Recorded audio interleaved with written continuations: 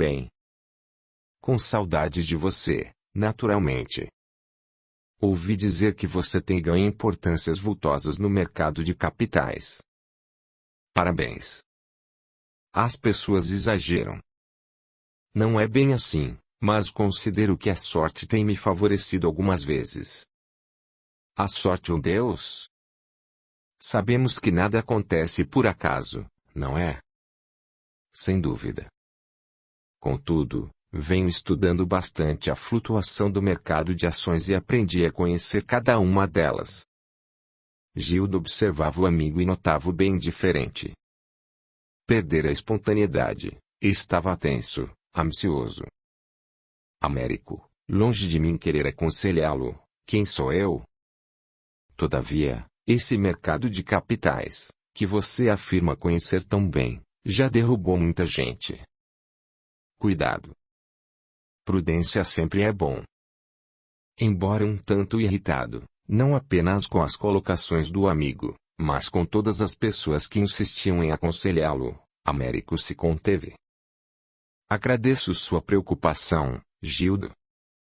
Mas, você me procurou por algum motivo especial? Estranhando a postura distante e profissional do companheiro espírita, Gildo desculpou-se. Não, nenhum motivo especial, a não ser o desejo de revê-lo. Agradeço sua atenção, Américo, mas sei que interrompeu o serviço por minha causa e não quero incomodá-lo mais. Quando tiver algum tempo, vá nos visitar. Todos terão imenso prazer em vê-lo novamente. Cuide-se. Estendeu a mão, que Américo apertou sem grande entusiasmo, como se quisesse livrar-se dele como presença importuna. Antes de sair, Gildo virou-se e percebeu que o amigo já estava imerso na tela do computador, sem nem mesmo esperar que ele fosse embora. Pretendia alertá-lo para a necessidade da oração e da vigilância, mas não disse nada. Fechou a porta atrás de si com o coração apertado de preocupação. O tempo passava e cada vez mais Américo mergulhava nas suas atividades lucrativas. Adquirira uma mansão em bairro elegante da cidade e para lá se mudara, sozinho. Estava cansado da ladainha dos pais, sempre dizendo a mesma coisa, sempre batendo na mesma tecla. A riqueza não traz felicidade, meu filho. É preciso voltar à vida simples de antes, renovar os ideais de progresso espiritual, de ajuda ao semelhante e de ligação com o alto através da oração, da renovação dos pensamentos, objetivos maiores que, estes sim, nos farão realmente felizes. Ora, meu pai, você só pensa nisso. Parece que se cristalizou no tempo. Qual o crime de querer melhorar, trabalhando para adquirir mais recursos materiais? Nenhum, meu filho, desde que a busca de riquezas não se torne prioridade na vida. Nosso verdadeiro objetivo é a evolução espiritual. Onde deixou seus ideais de amparo aos mais carentes. Desejava ganhar dinheiro, dizia, para ter condições de dividir com o próximo. Esqueceu tudo o que sonhou por tantos anos? Constrangido e incomodado, Américo respondia. Claro que não esqueci. Busco ganhar mais para ter como ajudar o semelhante. Você já tem tanto, meu filho. Pare um pouco com essa loucura de ganho excessivo. Pense mais em seu lado espiritual, que é o que realmente importa. Logo. Agora pretendo comprar uma bela casa para vocês morarem. Não me conformo de insistirem em continuar aqui, neste bairro popular. Gostamos daqui, meu filho. O lugar é tranquilo e a amizade dos vizinhos é preciosa. Não sairemos desta casa. Inconformado, e cansado das mesmas discussões, que invariavelmente se arrastavam por horas e horas, Américo mudou-se para a nova casa. Lá, apenas na companhia dos criados, Américo sentia-se sozinho. Tinha pesadelos constantes à noite e não conseguia dormir direito. Acordava sempre indisposto e mal-humorado. No trabalho, sem condições de raciocinar, andava cometendo erros que comprometiam o bom andamento da administração. Alguns até causaram bastante prejuízo financeiro para a empresa, fazendo com que o proprietário olhasse com desconfiança. Os pais, preocupados com a situação do filho querido, oravam muito a Deus, suplicando o amparo dos benfeitores espirituais, para que abrissem os olhos do rapaz para a realidade maior. Certo dia, Américo acusou grande mal-estar. Os aposentos da mansão, amplos e vazios, causavam-lhe medo. Parecia-lhe ver vultos escuros que passavam e se escondiam nas sombras. Mandou acender todas as luzes, mas nem assim seu temor diminuiu.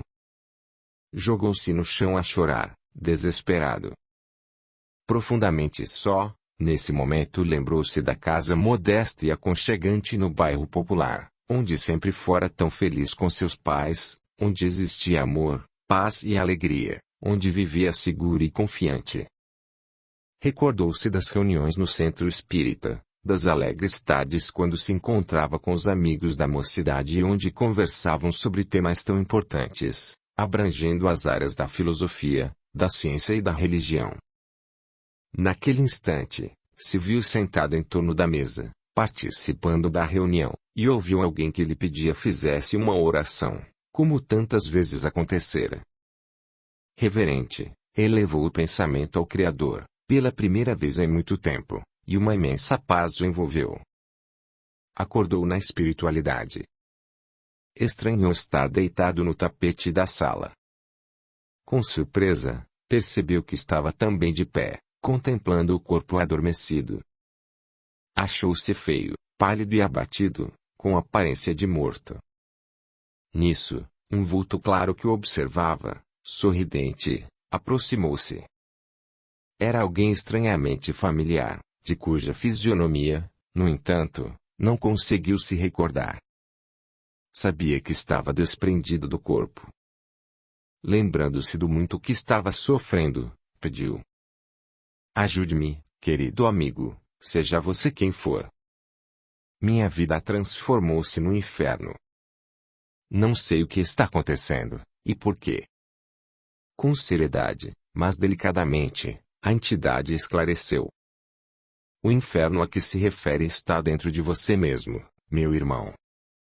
Esqueceu compromissos assumidos e, com seu comportamento, gerou as consequências nefastas que agora lamenta, atraindo para si vítimas e cúmplices do pretérito, que passaram a atormentar-lhe a existência. Compromissos assumidos, você disse? Sim, meu amigo. Antes de reencarnar, você se comprometeu a trabalhar na área social, ajudando pessoas carentes, para saldar velhos débitos contraídos no pretérito, quando prejudicou muita gente. Renasceu trazendo a nítida lembrança daquilo que deveria fazer, das tarefas que teria de executar. Américo pensou um pouco e concordou. É verdade.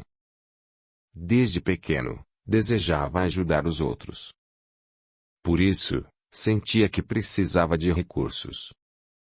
Estava previsto que, com o desenvolver do trabalho, os recursos iriam chegando em profusão, para que pudesse concretizar seus objetivos. Todavia, Américo, a ambição falou mais alto e fez com que se esquecesse dos bons propósitos estabelecidos. Com a cabeça entre as mãos, Américo chorava, nesse instante percebendo com clareza o quanto errara. E agora? O que devo fazer? Ajude-me, querido amigo, preciso reparar meus erros, trabalhar a favor do próximo, renovar-me interiormente, colocando em prática tudo o que aprendi no Evangelho de Jesus e nos ensinamentos da doutrina espírita, que nos últimos tempos releguei por egoísmo e ambição. Ajude-me, por caridade.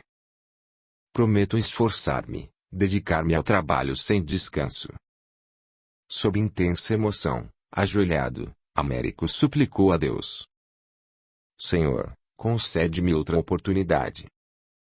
Sei que um pai nunca desampara seus filhos, por piores que sejam. Por piedade, ajuda-me, Senhor. Socorre-me. O benfeitor desencanado que ali se encontrava colocou a mão na cabeça do rapaz e começou a orar junto com ele. Seus pensamentos, ao subirem para o alto, criavam uma esteira de luz azulada que os ligava à espiritualidade maior.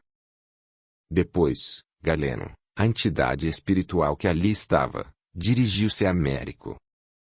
Meu irmão, a resposta do alto é favorável. Foi-lhe concedido o que pediu. Contudo, terá que aceitar as condições propostas. Louvado seja Deus! Aceito qualquer condição, respondeu Américo, convicto e emocionado. Muito bem. Assim será feito. Retorne ao corpo e descanse. Amanhã será outro dia. Que o Senhor o abençoe. Na manhã seguinte, na sala, Américo despertou bem diferente. O desespero da noite anterior desaparecera e ele tinha a nítida sensação de que tudo iria melhorar. Embora não se lembrasse do sonho, tinha certeza de que fora uma noite muito importante, e que era para seu bem. O corpo estava todo dolorido, pelo desconforto do local, mas experimentava grande bem-estar. Tomou banho, arrumou-se e foi para a empresa. Lá, uma surpresa o aguardava.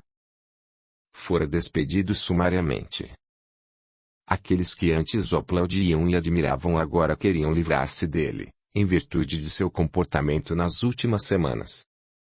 Decepcionado, mas estranhamente resignado, arrumou seus pertences e foi para casa. Mais tarde, ligando a televisão, ouviu outra notícia terrível.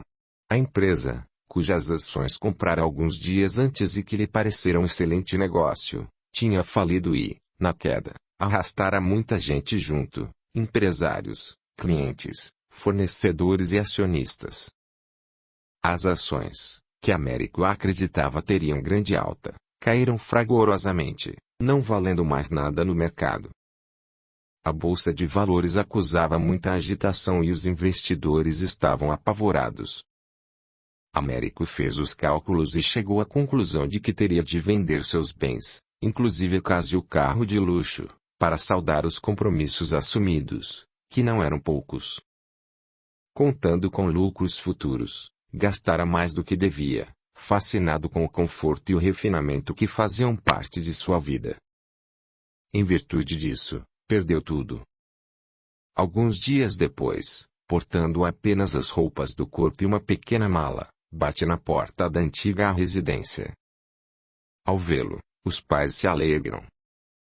Posso voltar para casa? Perguntou com humildade. Surpreso, o pai quis saber. Mas, o que aconteceu, meu filho? E sua casa, seu carro? Acabou, meu pai. Quero começar tudo de novo. Fez uma pausa e repetiu a pergunta. Posso morar de novo aqui com vocês? E abraçando-o, emocionada, a mãe respondeu. Claro que pode, meu filho. Esta casa sempre foi e sempre será sua. Seja bem-vindo. Enlaçados, os três choraram, misturando as lágrimas. O que houve, meu filho, para essa mudança sua? Ah, meu pai. É uma longa história que depois eu conto. Agora, preciso sair. Lembrei que é dia de reunião do grupo de jovens e pretendo participar. Depois de ter acomodado seus pertences no antigo quarto, Américo saiu. Tomou o ônibus que o levaria ao bairro onde ficava localizado o centro espírita e, 30 minutos depois, desce de frente ao prédio tão conhecido. Entra. Os moços já estavam na sala, iniciando a reunião. Voltei, exclamou, com um jeito divertido, que eles tão bem conheciam. Ao vê-lo, admirados e contentes, o recebem com alegria.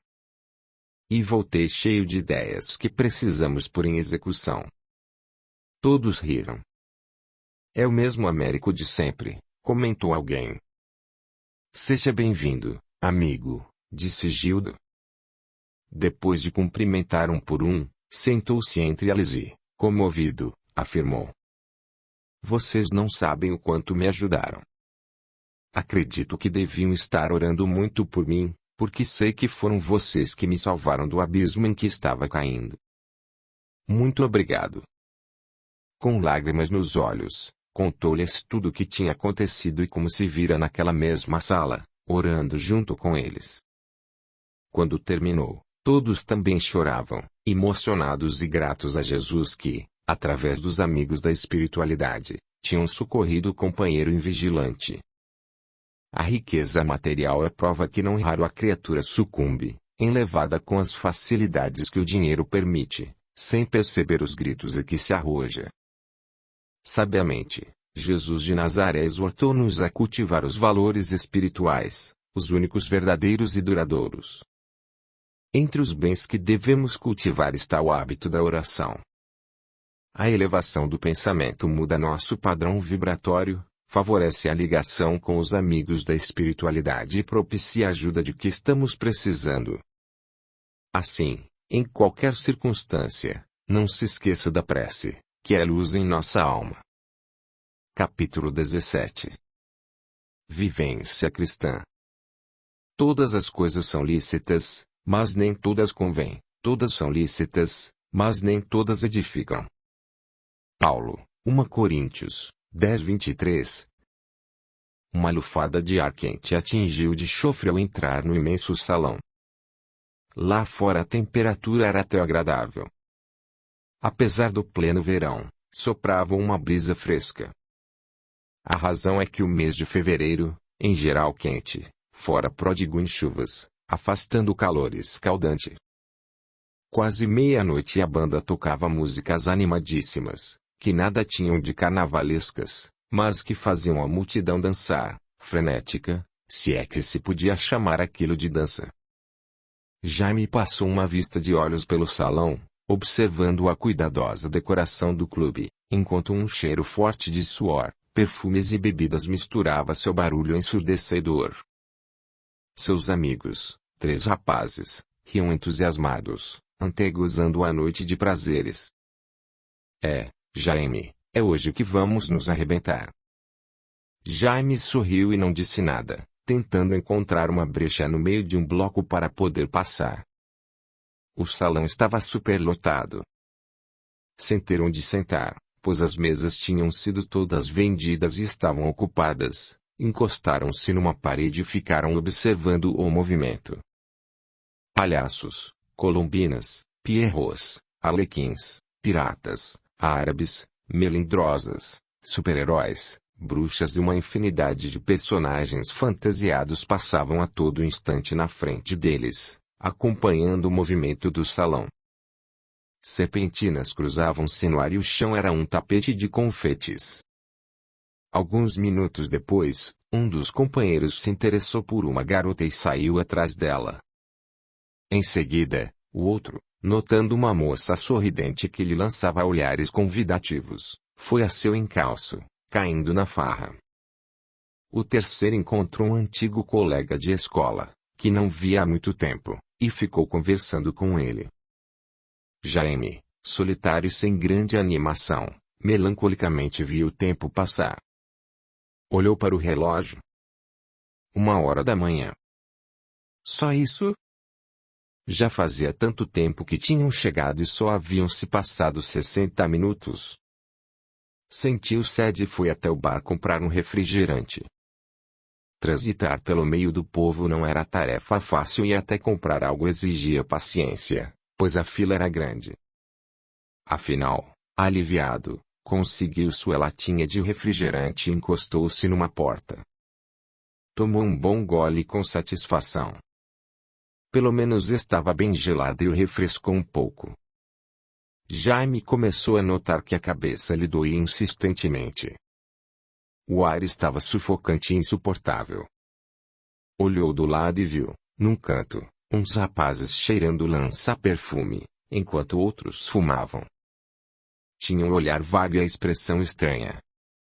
Observou também que grande parte dos que rodopiavam pelo salão estavam com aquela mesma expressão alheia, já alcoolizados, mas continuavam com um copo ou uma latinha de bebida na mão.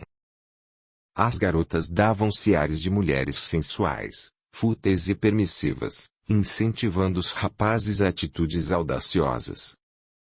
Com repugnância, Jaime virou-se para o lado, pensando: o que estou eu fazendo aqui? Não bebo, não faço uso de drogas e tenho respeito pelo sexo oposto. O que estou fazendo aqui? Minhas pernas estão cansadas, minha cabeça dói e mal consigo respirar. Nesse momento, um rapaz passou a seu lado e lhe deu uma soprada de corneta nos ouvidos, aos quais levou as mãos, sentindo dor aguda provocada pelo som estridente. Foi a gota d'água. Vou embora, desabafou. No mesmo instante, lembrou que não estava sozinho. Precisava esperar os amigos, afinal tinham ido juntos e costumavam voltar juntos. Uma coisa era certa. Não queria mais ficar no salão. Então, decidiu sair para respirar um pouco de ar fresco. Lá fora, no jardim, o ambiente era completamente diferente. Sentou-se num banco, com alívio. O barulho frenético do salão chegava até ele abafado pela distância. Respirou fundo. Olhou as estrelas que, milagrosamente, apareciam em meio às nuvens e sorriu. Gostava de contemplar o céu, especialmente à noite. Nisso, ouviu uma voz suave que lhe dizia: bem mais agradável aqui fora, não é? Virou-se e viu uma garota de longos cabelos escuros e luminoso sorriso que se aproximava. Desculpe-me, estava distraído. O que disse? Que o salão está insuportável e que é bem mais agradável aqui fora. Ele concordou, sorrindo. É verdade. Mas, por favor, sente-se. A menina sentou-se e logo puxou conversa. Quando cheguei vi que olhava para o alto. Gosta de fitar as estrelas? Muito. Há anos passo horas contemplando o espaço cósmico. Gosto de examinar as constelações, de saber o nome das estrelas. Estimaria descobrir os enigmas do universo. Tenho fascinação especial pelos buracos negros, cujo estudo é um dos grandes desafios da astronomia. Ele parou de falar por momentos, pensativo, depois prosseguiu. Sabe que há estrelas cujo brilho vemos agora e que já morreram há muito tempo, tal a distância que nos separa delas, mesmo sabendo-se que a luz viaja a uma velocidade de 300.000 km por segundo. Olhe. Ali está Marte, o planeta vermelho. Acolá, Júpiter, sempre brilhante. Do outro lado, Vênus. Hoje, em virtude do acúmulo de nuvens, não dá para ver grande coisa, mas, nas noites límpidas e sem luar, podemos observar algumas constelações. A jovem estava admirada com os conhecimentos do rapaz. Também gosto de examinar o espaço, mas por motivos diferentes dos seus. Quando olho para os astros, tenho a sensação de que já os vi antes, só não sei quando nem onde. Não nesta vida, mas num passado remoto.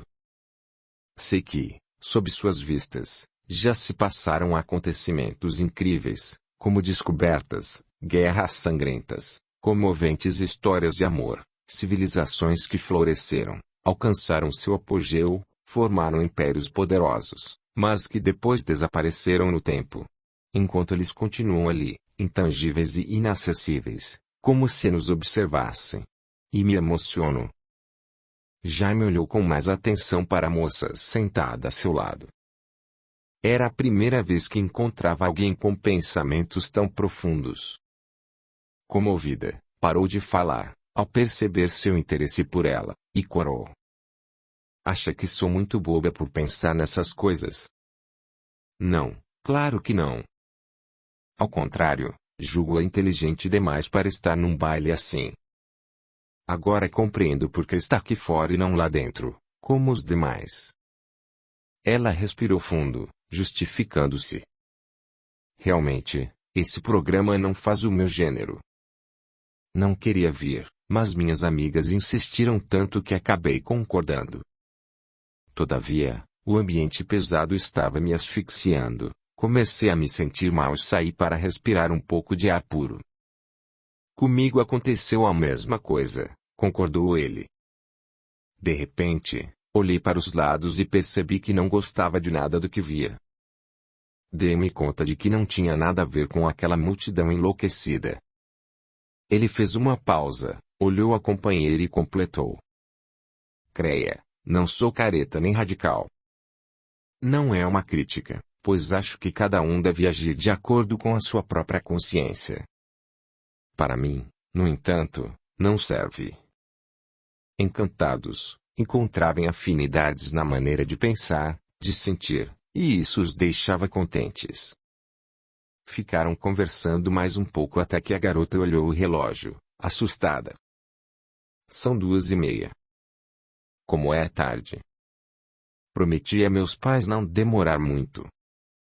Gostaria de ir embora, minhas amigas, porém, estão se divertindo tanto. O mesmo acontece comigo. Mas, quer saber? Acho que nem elas nem meus amigos sentirão nossa falta. Vamos. Lhe acompanho até sua casa. Deixaram o clube risonhos e satisfeitos por estarem juntos. Caminharam lentamente pelas ruas desertas, desejando estender ao máximo o prazer da companhia. Ao chegarem diante do portão da casa dela, despediram-se, combinando se verem na noite seguinte. Só agora me dei conta de que nem ao menos sei seu nome, exclamou ele, surpreso. Ela riu. O meu nome é Cláudia. E o seu? Jaime. Prazer em conhecê-lo, Jaime. O prazer foi meu, Cláudia. Até amanhã. Ou melhor, até hoje. Ele afastou-se com o coração leve, parecendo flutuar nas nuvens. Jamais sentira tanto prazer em conversar com uma garota. Chegando em casa, arrumou-se para dormir e jogou-se na cama. Apesar de extremamente cansado, não conseguiria dormir se não lesse alguma coisa. Assim, pegou a Bíblia, sempre ao alcance da mão. Abrindo ao acaso, como sempre costumava fazer, leu a mensagem que lhe era dirigida. Todas as coisas são lícitas, mas nem todas convêm. Todas são lícitas, mas nem todas edificam. A observação do apóstolo Paulo, apesar do tempo transcorrido, continua sempre viva e atual. Cada criatura humana tem liberdade para tomar suas próprias decisões, porém ficará sempre responsável, perante sua consciência, pelas consequências dos seus atos. A lei de causa e efeito vincula nosso comportamento às reações geradas por ele. Dessa forma, antes de qualquer atitude ou decisão, devemos refletir sobre sua conveniência ou utilidade para nós e para os outros. Audiolivro realizado pelo canal Surya Chand Audiobook. Capítulo 18. A pequena mendiga. Bem-aventurados vós, os pobres, porque vosso é o reino de Deus. Bem-aventurados vós, que agora tendes fome, porque sereis fartos. Bem-aventurados vós, que agora chorais, porque haveis de rir. Lucas 6:20 e 21. Era inverno. Nas ruas nevoentas, raros transeuntes se atreviam a sair de casa. A chuva havia cessado, mas o frio era intenso, cortante. Todavia, dentro do salão aquecido, os convidados se espalhavam em grupos, conversando e rindo. A orquestra começou a tocar e os pares tomaram conta da pista de dança, rodopiando ao som da música envolvente. Do lado de fora, a tiritar de frio, pobre menina, maltrapilha e faminta, observa. A residência, construída a poucos metros da calçada, possui apenas um pequeno jardim entre o gradil e as paredes do prédio. Assim, pelas janelas, através da transparência dos vidros, seus olhos admirados contemplam o luxo dos trajes das damas, a beleza das joias, a elegância dos cavalheiros, ao mesmo tempo em que ouve o tinir dos cristais, o riso que rompe de bocas alegres cuidadosamente pintadas, Até elas chegam, misturados, o perfume das damas e o odor convidativo das iguarias. Pensa na felicidade que seria poder participar desse mundo que é apenas entrever por uma vidraça, entrar nessa mansão e ser recebida como os outros convidados, com todas as honras, pelos donos da casa. A mente viaja sem limites, e imagina-se chegando de carro, a exibir belo vestido branco ornado de pequenas flores no decote, que lhe valoriza o colo descoberto. Sente-se orgulhosa diante dos olhares de evidente admiração de damas e cavalheiros. Cruzando com um enorme espelho no vestíbulo, olha-se, e mal se reconhece na imagem refletida. Os cabelos cuidadosamente penteados, o rosto discretamente maquilado, o colar que cintila em seu pescoço. Sorridente e segura, suspira satisfeita, servindo-se de bebida e canapé que o criado impertigado lhe oferece numa bandeja de prata. Ao levá-lo à boca, desilusão, é retirada bruscamente do seu devaneio por uma voz rude e agressiva. O que faz aqui? Fora, mendiga. Fora. Voltando à dura realidade, a pobre menina tenta explicar. Estou com fome, senhor. Por caridade, ajude-me. O criado, grosseiro e arrogante, impermeável aos rogos e às necessidades da mocinha, retruca, insolente. Fora daqui. Seu lugar é na rua, onde você deve permanecer, pivete. Nada temos para lhe dar. Piedade, senhor. Um pedaço de pão, uma moeda. Qualquer coisa serve. Fronte erguida e nariz arrebitado, o criado dá meia volta para entrar, sem atender-lhe as súplicas, ameaçando. Retire-se, ou chamo a polícia. Decepcionada, a pequena prepara-se para ir embora. Quando se vira e dá um passo, a grande porta de madeira entalhada se abre. Uma casal sai da casa, atravessa a varanda e vê a mendiga. Notando o ar de irritação do criado, aproximam-se e o homem pergunta com autoridade. O que se passa, Jorge? Agora, em atitude completamente diversa, servil, o emproado responde com voz mansa. Nada de importante, senhor. Esta mendiga que aqui está insistia em pedir algo. Mas já resolvi o problema. Ela está indo embora e não aborrecerá mais. O dono da casa olha a jovenzinha, que se voltar a ouvir o diálogo, e observa suas roupas surradas, o agasalho insuficiente e rasgado, os cachos de cabelos loiros e úmidos que escapam do gorro, os sapatos velhos e furados. Nota que está tranzida de frio, que as mãos e o rosto têm um tom arroxeado.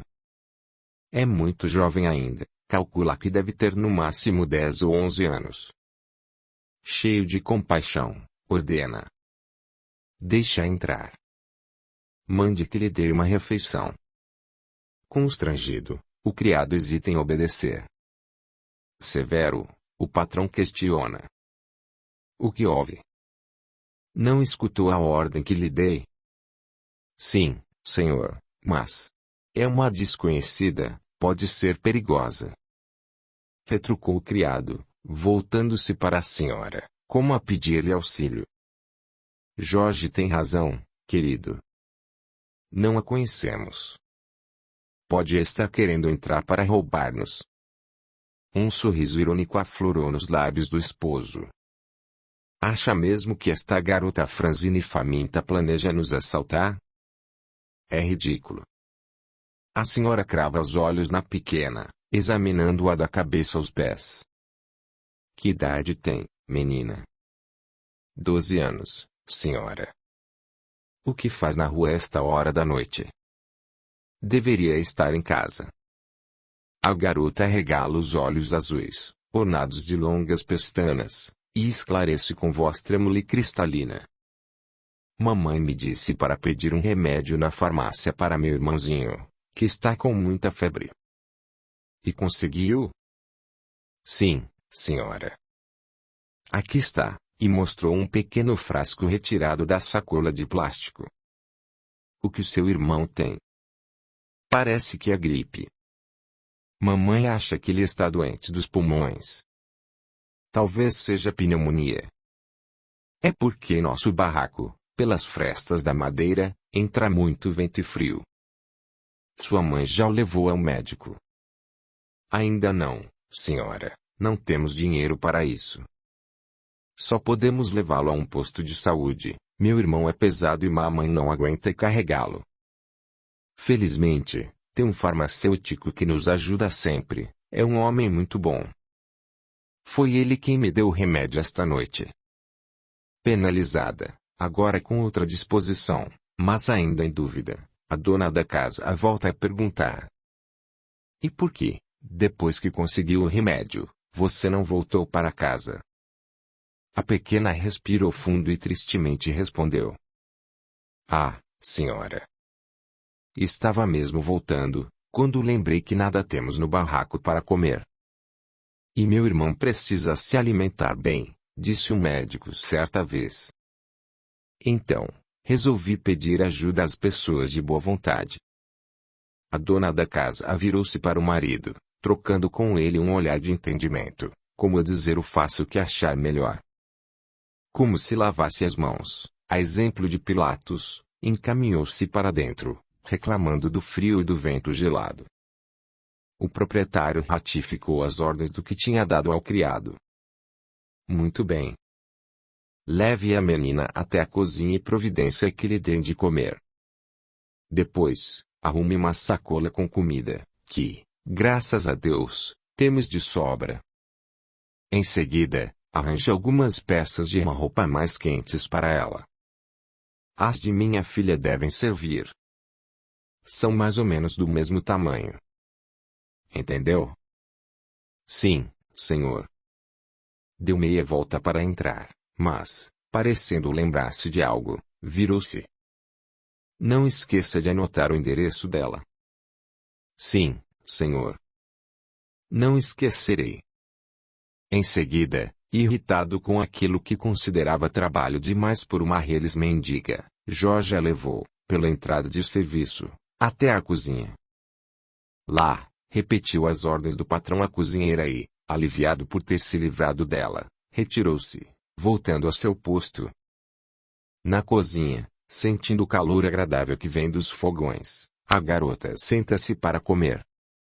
A seu lado, os criados, desocupados, tecem comentários sobre a festa e os convidados. Cada um fazia questão de demonstrar mais conhecimento que o outro sobre a vida daquelas pessoas da sociedade que ali estavam, experimentando imenso orgulho pelo olhar de admiração e surpresa dos colegas ao ouvirem uma novidade. Dona Margarida, uma das convidadas mais ilustres, é uma infeliz. Riquíssima, tem 2 filhos que só lhe dão desgostos. Ambos passam as noites em festas, gastam rios de dinheiro e estão sempre envolvidos com mulheres. Seus escândalos costumeiros, pois vivem cheios de álcool e de drogas, causam imenso constrangimento à família. Outro dia foram até presos, dizia um. E o Sr. Fontes? Afirmava outro. Conhecem o grande banqueiro? Aquele que está sentado ao lado do patrão na mesa? Coitado. Apesar de todos os bens que possui, não consegue esquecer a esposa, que fugiu com seu melhor amigo. Conhecem Figueiredo, o rico industrial? Esta semana descobriu que seu funcionário, Rui, que criou dentro da própria casa e como filho que estava preparando para assumir a presidência das indústrias quando ele se aposentasse, o traiu. O rapaz deu um grande rombo nas finanças da empresa e depositou tudo em contas no exterior. Vocês devem ter lido. Dr. Figueiredo tentou evitar que a notícia vazasse, mas não conseguiu. A história foi publicada nos jornais da cidade e região. O roubo foi descoberto por um outro empregado, que andava desconfiado do comportamento de Rui. Um escândalo. Pensei até que ele não viesse à festa. Com certeza, Dr. Figueiredo não quis dar mais motivos a comentários. E o ladrão? Indagou uma criadinha, curiosa. Fugiu. Fugiu? Mas a polícia o está procurando, certamente. Não. Doutor Figueiredo não quis registrar queixa. Afirmou que Rui só tinha se apropriado do que era seu de direito. Reservara uma grande importância ao filho do coração, que seria seu herdeiro, já que não possui descendentes diretos. Pobre homem. Ser traído assim é duro. Mas tem coisa pior. Vira uma moça bonita, muito elegante e bem vestida. Aquela, de cabelos pretos, longos. Qual? A de vestido vermelho? Ela mesma. Está muito doente. Sei porque minha amiga trabalha na casa dela e me conta tudo o que acontece por lá, assegurou outra ajudante. E o que ela tem? Está com câncer. Seu estado é grave. Talvez precise ser operada. Pobre moça, exclamava a cozinheira gorda e rosada, cheia de compaixão. Mas isso não é nada diante do drama do casal Bellini. Perder bens materiais, afetos, é coisa que se resolve com o tempo. Mesmo doenças graves, como o câncer, já podem ser curadas, especialmente se descobertas no início. Hoje a medicina está muito avançada e existem recursos novos que desconhecemos. O que houve com eles? Indagou uma ajudante da limpeza. Ah! Eles perderam seus 2 filhos, ao mesmo tempo, num acidente de carro. Foi horrível. Isso já faz alguns anos, mas eles nunca conseguiram esquecer. Coitados. Sempre os achei muito tristonhos, mas não conhecia o drama deles. Como estão numas festas, eles sorriem, mas noto que, no fundo, permanecem tristes, acrescentou um garçom que acabara de entrar na cozinha e escutou a conversa. E assim por diante. Todos tinham problemas, dificuldades, sofrimentos físicos e morais. Ninguém na verdade era feliz. Observando a pequena, que ainda não dissera uma palavra, mas que, enquanto comia, acompanhava a conversa atentamente, com os grandes olhos azuis arregalados de espanto, a cozinheira perguntou: Como é seu nome, garota? Dorinha. Demonstrando simpatia, puxou conversa com a menina. Por certo sua vida é muito difícil, não é, Dorinha? Sim, senhora. Não tenho pai, e minha mãe luta com muita dificuldade para manter nossa casa. Naquele instante, a porta se abriu para dar passagem a um garçom com a bandeja, permitindo-se vislumbrar-se o salão de festas e os convidados que se divertiam em meio à música que tocava. Dorinha olhou as pessoas que dançavam ao som da melodia e respirou fundo. A cozinheira, a quem não passara despercebida sua reação, perguntou: Certamente, você gostaria de fazer parte desse mundo, não é? A garota pensou um pouco e depois respondeu, tranquila. Se a senhora me perguntasse isso uma hora atrás, não teria dúvidas em responder que sim. Mas, depois de tudo que escutei aqui hoje, posso responder com certeza. Não, não gostaria de fazer parte desse mundo. Vejo agora que essas pessoas, apesar de muito ricas, são bem mais infelizes do que eu. Em nossa casa, passamos fome, é verdade. Vivemos com dificuldade, mas não temos grandes problemas. Compreendi que a riqueza, quase sempre, traz muitos dissabores e aflições, afasta as pessoas, provoca a ambição e incentiva a traição.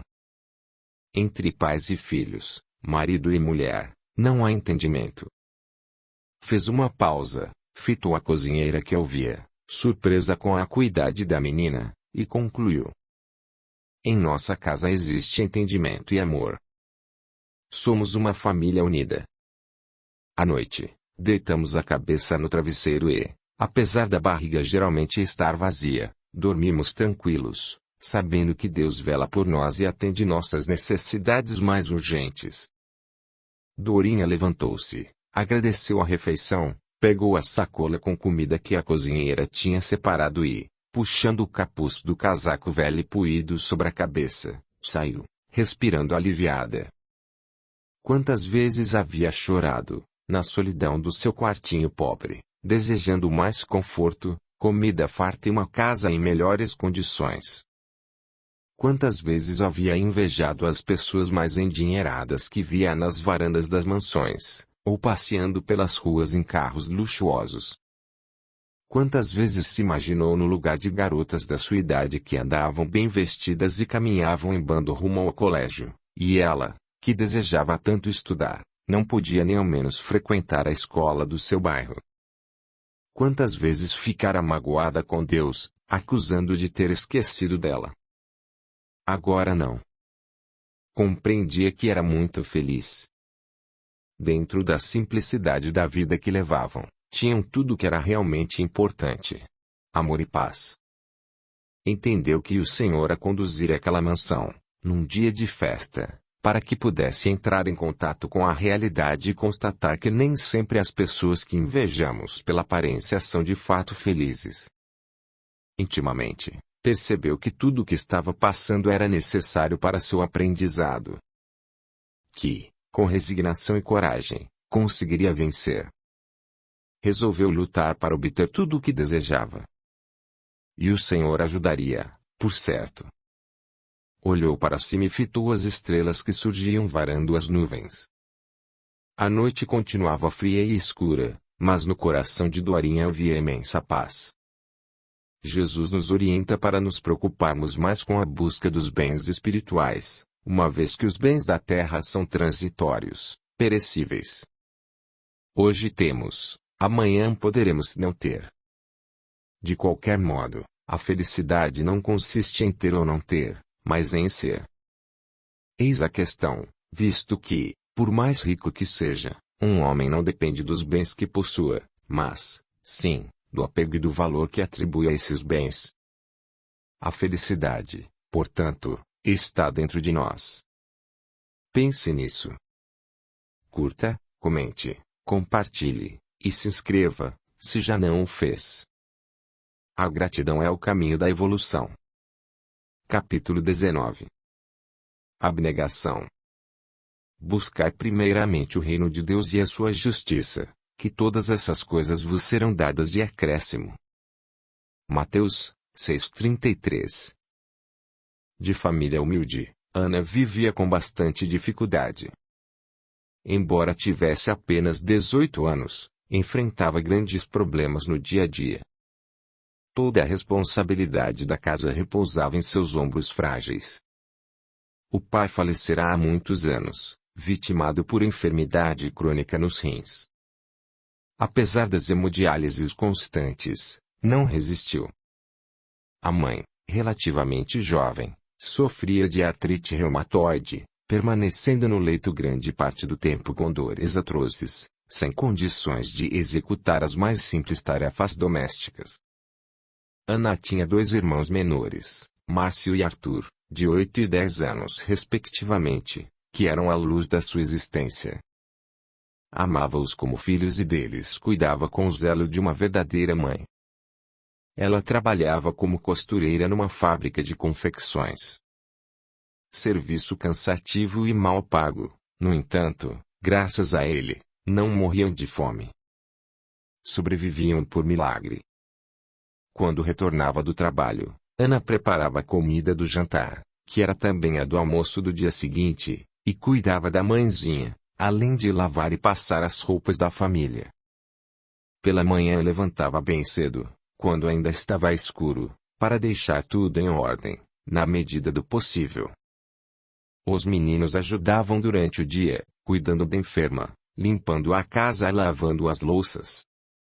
Arthur, o mais velho, esquentava a refeição e levava para a mãe. Como a doente não podia ficar sozinha, revezavam-se no horário escolar.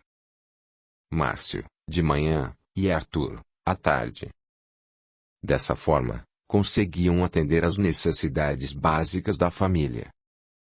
Não obstante as dificuldades, Ana era dotada de coração bom e generoso, cultivando bom humor e otimismo. alicerçada em verdadeira e robusta fé em Deus, jamais de lábios se ouviu uma queixa sequer. Por isso, todas as noites, ao recolher-se para dormir, elevava o pensamento em prece. Senhor Jesus, só tenho a agradecer todas as bênçãos que nos tens concedido. A dádiva de uma família amorosa, a casinha singela que nos abriga, quando tantas pessoas não têm onde morar, o trabalho que me permite sustentar os entes queridos. Sei que papai, onde estiver, estará velando por nós, amparando-nos e fortalecendo-nos nas tarefas que assumimos. Ajuda-nos, Senhor, para que possamos continuar com saúde para assistir mamãe nas suas dificuldades e, se possível, amenizar-lhe os sofrimentos, que são tão grandes. Abençoa todas as pessoas necessitadas e dá-nos uma noite tranquila. Obrigada, Senhor. E na manhã seguinte recomeçava seu labor com disposição e alegria. Na fábrica, constituía-se em exemplo para todas as pessoas que a conheciam. Sempre tinha uma palavra de consolo, de bom ânimo e de esperança para quem estivesse precisando. Nos finais de semana, depois das ocupações domésticas, desdobrava-se em atividades de assistência aos doentes do bairro pobre onde residiam. Muitas pessoas, inconformadas com sua maneira de ser, a criticavam. Ana, você não acha que já tem problemas demais dentro de casa? E sua mãe, quem cuidará dela? Não estará desvestindo um santo para cobrir outro? Ora, Dona Jacinta, apesar das dificuldades, está tudo bem em nossa casa. Mamãe está bem assistida, alimentada e vestida. Meus irmãozinhos se revezam tratando dela quando não estou presente, e o fazem com muito amor. Eu sei. Mas os meninos também precisam de atenção. São crianças e quase não têm tempo de brincar. Ana pensou um pouco, após as críticas da vizinha, e considerou. Agradeço sua preocupação, Dona Jacinta, contudo meus irmãos são meninos de boa índole que nunca deram problema. A senhora se engana quando afirma que eles não brincam. É que aprenderam a aproveitar as horas de forma útil, dividindo-as entre os cuidados com a mamãe, os estudos e as brincadeiras. Mesmo porque, acho que para eles é importante crescer conhecendo o valor do serviço e sabendo ser prestativo. Não lhe parece? Despediu-se, com sorriso cativante, para atender um outro necessitado. O senhor André, um homem idoso, cujas pernas estavam sempre cobertas de feridas. Ana limpou as pernas do velhinho, lavando-as com ternura e, depois de secá-las, passou remédio nas úlceras purulentas. O ancião não sabia como agradecer o desvelo e as atenções da mocinha e desejava recompensá-la de alguma forma. Ana, porém, afirmou comovida. Vê-lo bem é a melhor recompensa que eu poderia ter, senhor André. Até outro dia. Que Deus o abençoe. Ao sair do casebre, deparou-se com um grupo de mulheres desocupadas que tomavam sol. Cumprimentou-as cordialmente, sem parar. Uma delas, com os braços cruzados, comentou. Estava agora mesmo falando que não sei como você arranja tempo para desperdiçar com essa gente. Ana parou, virou-se e respondeu, serena. Desculpe-me, dona Eulália, mas não acho que esteja desperdiçando meu tempo. Ao contrário, estou usando de forma útil para ajudar um semelhante. Outra mulher, fazendo uma careta de nojo, aduziu. Não sei como tem coragem. Esse homem fede. Que nojo. Além disso, é serviço inútil. Seu André sempre teve as pernas doentes, é muito velho e vai morrer logo. Para que tanto esforço? Ana sorriu, discordando delicadamente. Não penso assim, Betty. Tudo o que pudermos fazer pelos outros, amenizando-lhes os sofrimentos, é bom. Jesus não disse para fazermos aos outros o que gostaríamos que eles nos fizessem. Então, E se fôssemos nós que estivéssemos na situação do seu André, como quereríamos que agissem em relação a nós? Além do mais, quem somos nós para julgar os desígnios divinos? Como saber quanto tempo ainda nos resta de vida? Só Deus tem a resposta para essa pergunta. Pode ser até que uma de nós venha a morrer antes dele. A interpelada baixou a cabeça depois dessas considerações, que não podia revidar, enquanto as outras concordavam com Ana. Você tem razão, menina. Continue assim, disse uma delas, encerrando a conversa. Em outra ocasião, Josefa, uma vizinha, foi visitá-los e, conhecendo suas dificuldades, ponderou um tanto revoltada.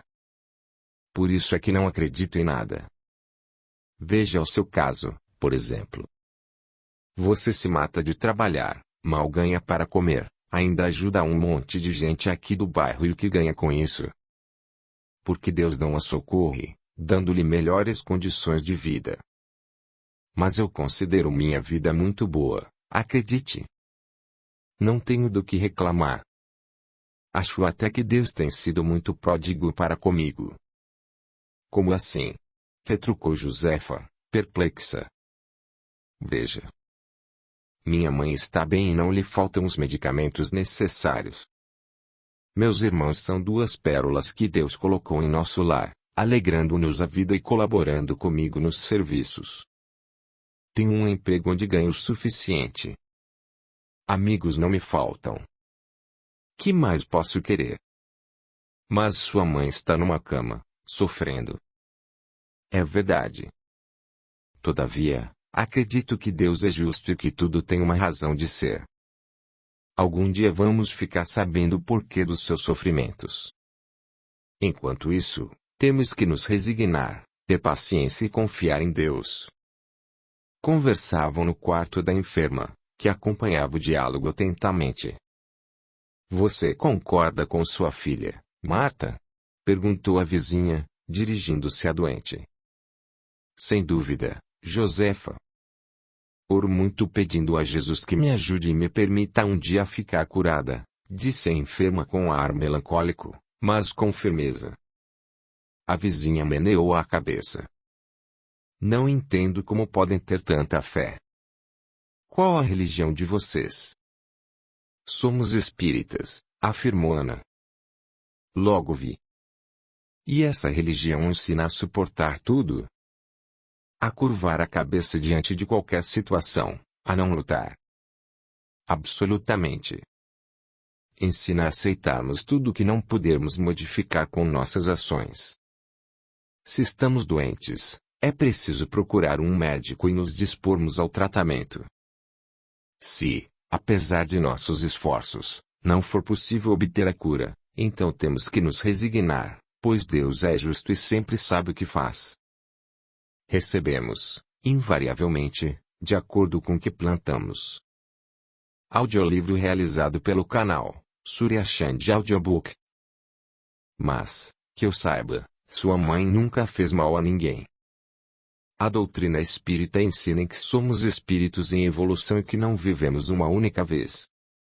Voltamos à Terra tantas vezes quantas forem necessárias para o nosso aprendizado. Dessa forma, os problemas que não têm raízes nesta existência certamente são consequências de nossos atos em vidas passadas. Interessante. Nunca tinha pensado nisso. Pois é. As dificuldades de hoje representam a oportunidade que Deus nos concede de repararmos nossas faltas. Entendeu? Mais ou menos. Ainda tenho muitas dúvidas e preciso pensar no assunto. Confesso, porém, que o que você disse tem lógica. Gostaria de continuar nossa conversa, mas preciso ir embora. Meu marido deve estar chegando do serviço. Apareça sempre que quiser, Josefa. Fazemos uma reunião uma vez por semana aqui em casa. É o Evangelho no lar. Se realmente se interessar por esses temas e quiser participar, é aos sábados às 18 horas. E assim Ana ia plantando amor no coração das pessoas e espalhando o bem, confiante em que, um dia, as coisas iriam mudar.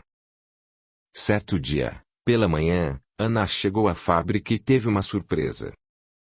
Chamada ao escritório, o chefe comunicou-lhe que estava despedida. Atônita, sem poder acreditar naquilo que estava ouvindo, ela quis saber. Mas por quê? Sempre tenho procurado executar bem minhas funções, chego sempre antes do horário estabelecido, nunca falto, trabalho sem parar o dia todo. Por quê? Constrangido, o chefe concordou. Você tem razão, Ana. Sempre foi excelente funcionária. Todavia, recebi a ordem do patrão para dispensá-la. A fábrica está passando por uma situação difícil e precisa demitir 10 empregados. Lamento. Passe no departamento de pessoal para fazer o acerto. Ana deixou o prédio arrasada. Na sua cabeça passava uma série de preocupações. O que fazer agora? Como poderia suprir as necessidades da família? O que recebera como parte do acerto daria no máximo para 2 meses. Ela achou pouco, mas eles lhe explicaram que era tudo ao que tinha direito. Enfim, como conseguiria dali por diante comprar os remédios da sua mãe, sempre tão caros? Naquele momento de angústia, quando a dor parecia constranger-lhe o coração, lembrou-se de Deus. O Senhor nunca lhe faltara. Em qualquer circunstância da vida, por mais difícil que fosse, sentira sua presença inundando-a de luz. Agora não seria diferente. Confiava. Sentou-se no banco de uma praça, sem coragem de retornar para casa.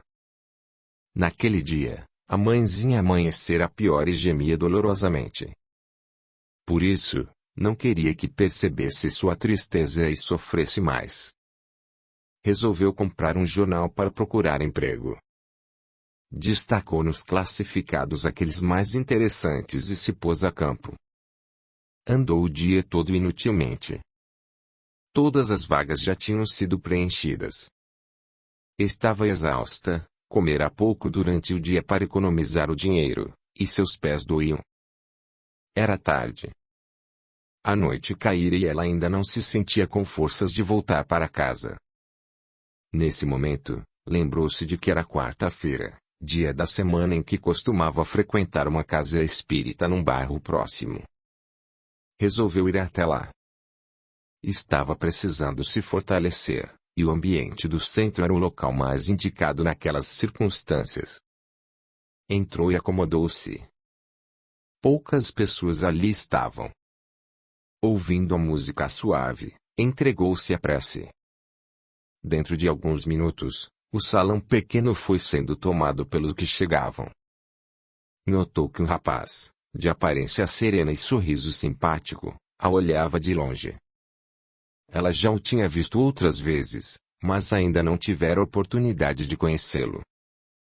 Após a palestra, passou-se a aplicação dos passes. Em seguida, com uma prece, foi encerrada a reunião. Ana continuou sentada. Estava sem vontade de levantar-se da cadeira. Sentia-se bem ali, naquele ambiente de paz. A palestra a reconfortara e o passe a suprirá de energias. Nesse momento, entre as pessoas que se apressavam em sair, viu o rapaz, que vinha ao seu encontro. Ao chegar perto dela, ele se apresentou. Olá. Eu sou Ricardo. Desculpe-me se aborreço, mas gostaria de conversar com você. Prazer, Ricardo. Chamo-me Ana. E não me aborrece, em absoluto. Mais à vontade, o rapaz sentou-se a seu lado. Pensou um pouco antes de falar.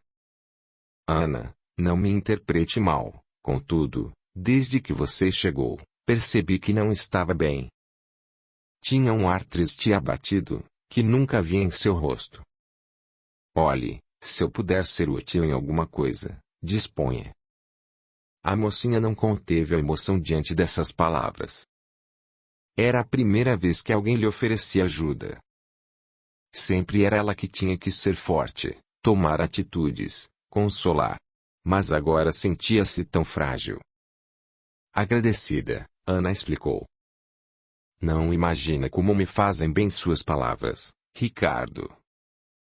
Quando cheguei, realmente estava péssima, mas o ambiente desta casa, a ajuda dos nossos amigos espirituais, a palestra, o passe, me fizeram muito bem.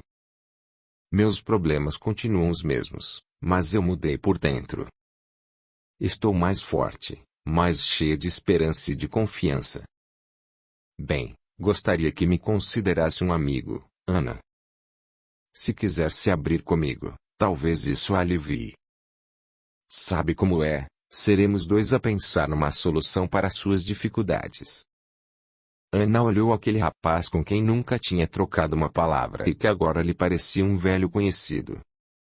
Sim, sentia confiança e vontade de dividir com ele suas dores. Com naturalidade, contou-lhe como era sua vida, falou-lhe sobre a mãe, os irmãos, os esforços de todo o dia. E concluiu dizendo: após a desencarnação de meu pai, sou a responsável pelo sustento da casa. E hoje, logo cedo, fui despedida. Passei o dia todo procurando outro emprego, e nada. Sem coragem de voltar para casa, resolvi vir à reunião. Ricardo comoveu-se com o relato da moça e com o exemplo de vida que ela representava, apesar de ser ainda tão jovem. Cheio de íntima admiração e respeito, ele considerou no que fez muito bem. Além do mais, pudemos nos conhecer. É verdade. Ana, talvez eu possa ajudá-la. Ajudar-me? Como? Bem, sou arquiteto e estou precisando de uma secretária. Verdade? Verdade. Justamente na semana passada minha secretária deixou o emprego. Não está dizendo isso por piedade, somente para me ajudar? Claro que não. Bem, então, se precisa mesmo de alguém, aceito com prazer. Ana estava radiante. Além de ter conseguido um emprego, ainda teria a satisfação de trabalhar ao lado de Ricardo, por quem sentia tanta afinidade. Cheia de alegria, agradeceu a ele. Não me agradeça. Acredite, você estará me fazendo um favor. Meu escritório está uma bagunça. Vendo que todos já se haviam retirado e que o responsável desejava fechar o centro, saíram. Ricardo levou-a para casa. Quando entraram, Marta notou que a filha estava feliz, rindo por qualquer coisa. Ana apresentou o rapaz à mãe. Os meninos já estavam dormindo. Com muita emoção, contou à mãezinha o que tinha acontecido e o socorro que viera na pessoa do novo amigo, Ricardo. Marta, com os olhos úmidos, agradeceu ao rapaz. Sabe, meu filho, antes de vocês chegarem abri o Evangelho e vejam o trecho que caiu. Comovidos, eles leram: buscai primeiramente o reino de Deus e a sua justiça, que todas essas coisas vos serão dadas de acréscimo. A confiança em Deus e a fé no futuro despertam na criatura a certeza de melhores dias e a tranquilidade no amanhã. Aquele que possui fé inabalável jamais se sente sozinho, nem cultiva a tristeza ou desânimo, porque crê, acima de tudo, que o Pai vela por todos os seus filhos, e que o socorro não deixará de surgir, como bênção de luz varando as trevas.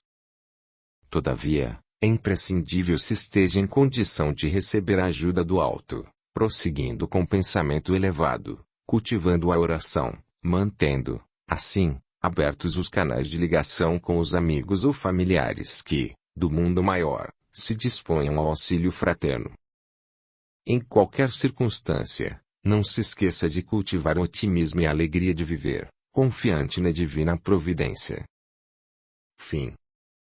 Este audiolivro representa uma contribuição do canal Surya Chand Audiobook, para aqueles que necessitam, como é o caso dos deficientes visuais, e como forma de acesso e divulgação para todos. Junte-se a nós, se inscreva no canal, ative o sininho, e clique em todas, para receber as notificações de novos audiolivros. Deixe o seu gostei, o seu comentário, e compartilhe. O seu apoio ajuda o canal a crescer. A gratidão é o caminho da evolução. Torne-se membro do canal, e dê o seu apoio ao trabalho realizado com muito carinho para você. Lembre-se de valorizar e reconhecer o trabalho do autor, adquirindo suas obras. Venha para o nosso grupo no Telegram. Veja o link na descrição do vídeo.